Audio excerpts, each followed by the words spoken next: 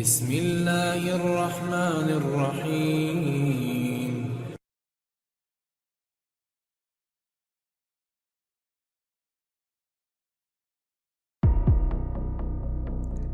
ایک دن سلطان محمود غزنوی دربار میں آیا۔ تمام مصائب اور وزراء حاضر خدمت تھے۔ تخت پر تشریف فرمان ہونے کے بعد بادشاہ نے اپنے چوغے میں سے ایک نایاب و بیش و قیمت موتی نکالا اور وزیر اعظم سے اس کی قیمت دریافت کی۔ وزیر نے کہا، یہ تو بہت نایاب موتی لگتا ہے اور میرے خیال میں کچھ نہیں تو 1 من سونے کے برابر تو اس کی قیمت ضرور ہوگی۔ سلطان نے وزیر کی تعریف کی اور پھر اسے حکم دیا کہ آپ اس موتی کو توڑ ڈالیے۔ وزیر دست بستہ ہو کر بولا کہ جہاں بنا، میں تو آپ کے خزانوں کا محافظ ہوں اور آپ کا خیر خواہ ہوں، میں اس قیمتی موتی کو توڑنے کا تصور بھی نہیں کر سکتا۔ سلطان نے خوش ہو کر اسے خلعت عطا کی اور پھر وہی موتی نائب وزیر اعظم کو دے دیا اور اس سے بھی قیمت لگانے کو کہا۔ نائب وزیر کہنے لگا کہ حضور، یہ تو میری سوچ سے بھی زیادہ مہنگا ہے۔ سلطان نے کہا، بہت خوب، اور پھر نائب وزیر کو بھی موتی توڑنے کا حکم دیا۔ نائب وزیر بولا کہ عالم پناہ، آپ ایسے لاسانی موتی کو کیوں توڑوا رہے ہیں؟ ذرا اس کی شان و شوکت اور آب و تاب تو ملاحظہ فرمائیں۔ سورج کی روشنی بھی اس کے آگے ہیچ ہوتی ہے، میرے ہاتھ تو اسے زخم پہنچانے کا حوصلہ ہی نہیں کر سکتے۔ میں تو خزانے کا نیگہباں ہوں، دشمن تو نہیں۔ اللہ آپ کے مال و متاع میں اضافہ کرے۔ سلطان نے نائب وزیر کو بھی انعام و اکرام سے نوازا اور اس کی سمجھ بوجھ کی تعریف کی۔ پھر اسے امیر الامراء کے سامنے رکھا اور توڑنے کا حکم دیا تو اس نے بھی معذرت کر لی۔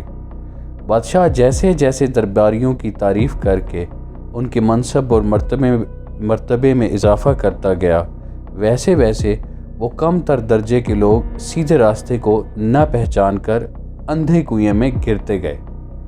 سب وزیر اعظم کی پیروی میں اپنے آپ کو بادشاہ کا بڑھ چڑھ کر خیر خواہ ثابت کر کے انعام و اکرام پاتے رہے۔ بے شک تقلید کرنا اس دنیا کا ایک ستون ہے، مگر آزمائش کے لمحات میں جو لوگ اپنی انفرادیت قائم نہیں رکھتے وہ ذلیل و رسوا ہو جاتے ہیں۔ جب سلطان نے سب امراء کی آزمائش کر ڈالی تو پھر وہی موتی ایاز کو دے دیا اور پرکھنے کو کہا۔ ایاز نے کہا، عالم پناہ، میرا ہر اندازہ اس موتی کی قیمت سے کم ہوگا۔ سلطان نے کہا، بہت خوب، اب اسے توڑ دو۔ ایاز نے آؤ دیکھا نہ تاؤ اس موتی کو ایک پتھر سے توڑ ڈالا۔ موتی پتھر کی چوٹ سے چورا چورا ہو گیا۔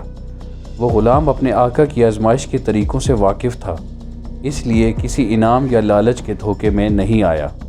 اپنے مالک کا حکم اس کی پہلی ترجیح تھی، اس وجہ سے اس نے بلا چون و چرا اس حکم پر عمل کر ڈالا۔ موتی کا ریزہ ریزہ ہونا تھا، سب درباری ششدر رہ گئے، پھر زور سے چلا اٹھے، ارے ناداں، تیری ہمت کہ ایسا نادر و نایاب موتی توڑ کر پاش پاش کر دیا اور بادشاہ کے نقصان کی رتی بھر بھی پرواہ نہیں کی۔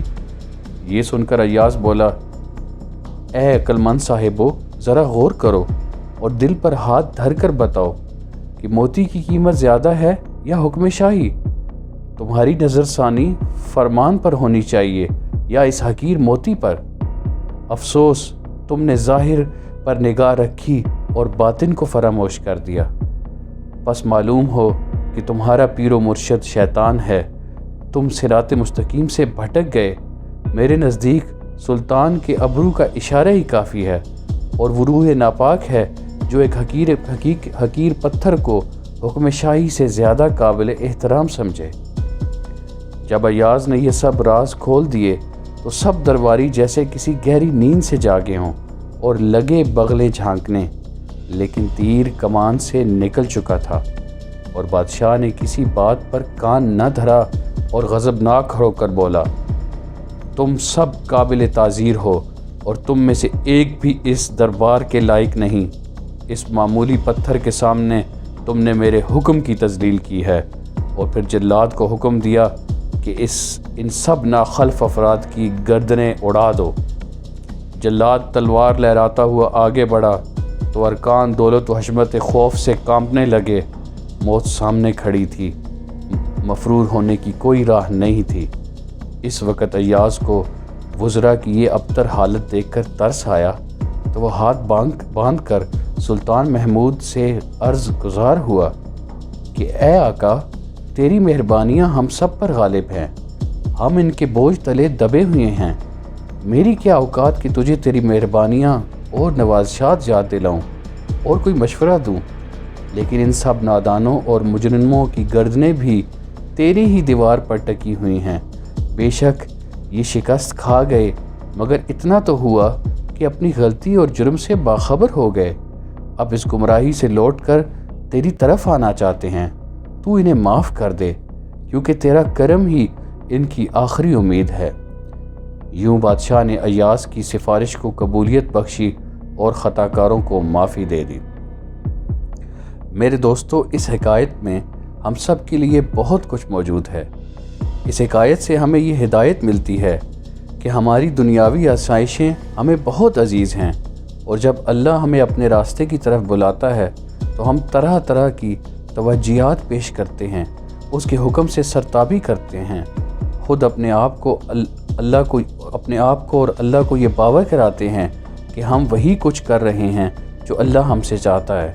ہم اکثر یہ بھول جاتے ہیں کہ یہ آرام و آسائش کی زندگی دینے والا بھی تو اللہ ہے، تو اگر وہ چاہتا ہے کہ ہم اس کی راہ میں اپنا مال خرچ کریں تو ہم کیوں وہ نہیں کرتے، اور اس کے حکم پر عمل کیوں نہیں کرتے؟ ہم سب کی عافیت اسی میں ہے۔ اللہ ہم سب کو اپنے احکامات کی پابندی کرنے کی توفیق عطا فرمائے، آمین۔